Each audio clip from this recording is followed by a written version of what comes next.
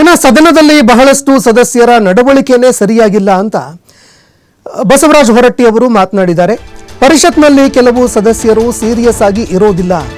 ಹುಬ್ಬಳ್ಳಿಯಲ್ಲಿ ಸಭಾಪತಿ ಬಸವರಾಜ ಹೊರಟ್ಟಿ ಅವರು ಮಾತನಾಡಿದ್ರು. ಯಾವುದಕ್ಕೆ ಪ್ರಾಮುಖ್ಯತೆ ಕೊಡಬೇಕು ಅದನ್ನ ಮಾಡೋದಿಲ್ಲ. ಸಣ್ಣ ಸಣ್ಣ ವಿಷಯಗಳನ್ನು ತೆಗೆದುಕೊಂಡು ಅದನ್ನ ದೊಡ್ಡದಾಗಿ ಮಾಡ್ತಾರೆ. ಅದಕ್ಕೆ ನಾನು ಕಟ್ಟುನಿಟ್ಟಿನ ಕ್ರಮಗಳನ್ನು ಕೈಗೊಂಡಿದ್ದೀನಿ. ಇನ್ನು ಮುಂದೆ ಈ ರೀತಿ ಆಗದಂತೆ ಸದಸ್ಯರಿಗೆ ವಾರ್ನಿಂಗ್ ಕೂಡ ಕೊಟ್ಟಿದ್ದೀನಿ. ಅಧಿವೇಶನದಲ್ಲಿ ಹೇಗೆ ಇರಬೇಕು ಅನ್ನೋದನ್ನ 2 ಪುಟ ಬರೆದಿದ್ದೇನೆ. ಹುಬ್ಬಳ್ಳಿಯಲ್ಲಿ ಸಭಾಪತಿ ಬಸವರಾಜ ಹೊರಟ್ಟಿ ಅವರು ಹೇಳಿಕೆ ಕೊಟ್ಟಿದ್ದಾರೆ.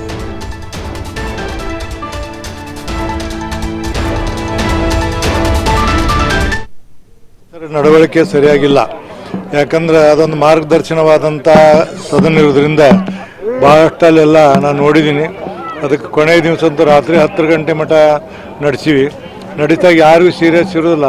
ಯಾವ ವಿಷಯ ಭಾಳ ಪ್ರಮುಖವಾದದ್ದು ರಾಜ್ಯದ ಜನತೆ ಪರವಾಗಿರ್ಬೇಕು ಅದಕ್ಕೆ ಇರೋದಿಲ್ಲ. ಸಣ್ಣ ಸಣ್ಣ ವಿಷಯವನ್ನು ತೊಗೊಂಡು ದೊಡ್ಡ ಮಾಡ್ತಾರೆ. ಅದಕ್ಕೆ ನಾನು ಕಟ್ಟುನಿಟ್ಟಿನ ಕ್ರಮವನ್ನು ತೊಗೊಂಡಿದ್ದೀನಿ. ಇನ್ನು ಮುಂದೆ ಹಂಗಾಗದಂತೆ ನಾವು ವಾರ್ನಿಂಗ್ ಕೊಟ್ಟಿನಿ. ಈಗಾಗಲೇ ಕಳಿಸಿದ್ದೀನಿ.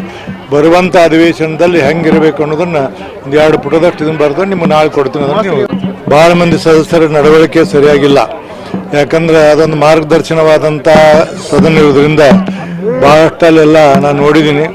ಅದಕ್ಕೆ ಕೊನೆಯ ದಿವಸ ಅಂತೂ ರಾತ್ರಿ 10 ಗಂಟೆ ಮಟ್ಟ ನಡೆಸಿವಿ. ನಡೀತಾಗ ಯಾರಿಗೂ ಸೀರಿಯಸ್ ಇರೋದಿಲ್ಲ. ಯಾವ ವಿಷಯ ಭಾಳ ಪ್ರಮುಖವಾದದ್ದು ರಾಜ್ಯದ ಜನತೆ ಪರವಾಗಿರ್ಬೇಕು ಅದಕ್ಕೆ ಇರೋದಿಲ್ಲ.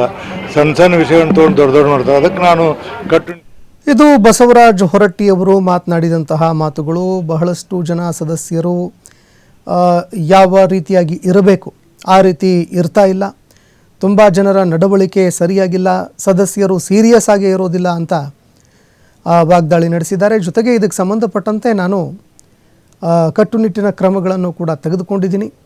ಸಣ್ಣ ಪುಟ್ಟ ವಿಚಾರಗಳಿಗೆ ಸಂಬಂಧಪಟ್ಟಂತೆ ಅದಕ್ಕೆ ಜಾಸ್ತಿ ಪ್ರಾಮುಖ್ಯತೆ ಕೊಡ್ತಾರೆ. ರಾಜ್ಯದ ಯಾವ ವಿಚಾರಗಳ ಬಗ್ಗೆ ಚರ್ಚೆ ಮಾಡಬೇಕು ಅದರ ಬಗ್ಗೆ ಚರ್ಚೆನೇ ಮಾಡ್ತಾ ಇಲ್ಲ.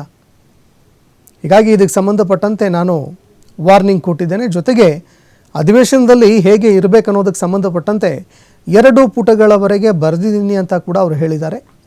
ಅದನ್ನು ಸದಸ್ಯರಿಗೂ ಕೂಡ ನೀಡಲಾಗುತ್ತೆ. ಸದಸ್ಯರು ಅದನ್ನು ನೋಡಿಕೊಂಡು ಯಾವ ರೀತಿ ಸಭಾಪತಿಗಳು ಹೇಳ್ತಾರೆ ಆ ರೀತಿಯಲ್ಲಿ ನಡೆದುಕೊಳ್ಬೇಕಾಗತ್ತೆ.